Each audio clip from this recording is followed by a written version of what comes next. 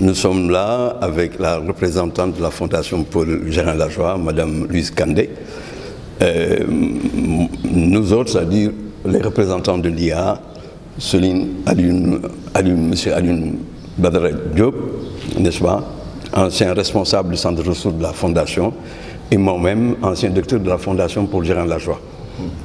Alors, l'activité que nous réunissons aujourd'hui, c'est une activité, n'est-ce pas, on peut dire de la Fondation Paul Gérin-Lajoie, parce que la Fondation reste attachée à Saint-Louis et à une représentante, Madame Louise, qui, n'est-ce pas, coordonne toute la dictée Paul Gérin-Lajoie que tout le monde connaît.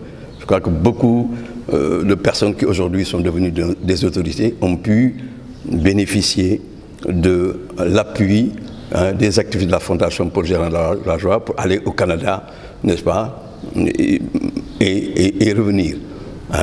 Je me souviens, je suis allé, n'est-ce pas, à Bango, au centre militaire, et j'ai trouvé un colonel qui était là-bas et que j'avais amené dans le cadre de la dictée au Canada, n'est-ce pas, enfant en classe de CM2.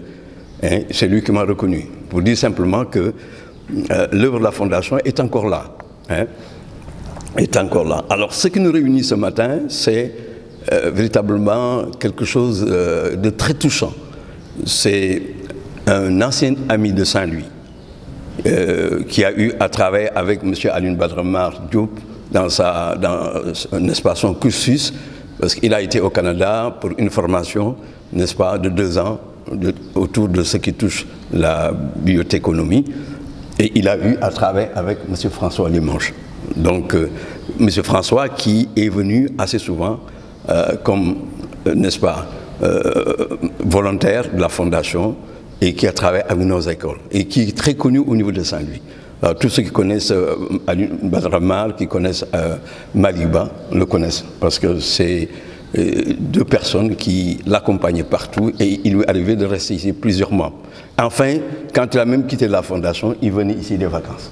Alors, il est décédé et il a laissé ce capital-là. Il est décédé quand ça? Longtemps? Le 22 mars. Le 2 mars passé. Le 2 mars passé. Le jour de son anniversaire. Oui, un peu, quelques mois après le décès de Paul Gérin-Lajoie.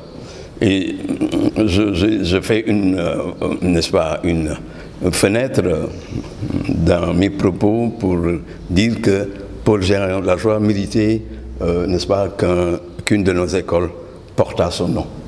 D'accord. Donc, c'est ce François Gérin-Lajoie, n'est-ce pas, François Limanche, je confonds avec le directeur général actuel, qui, n'est-ce pas,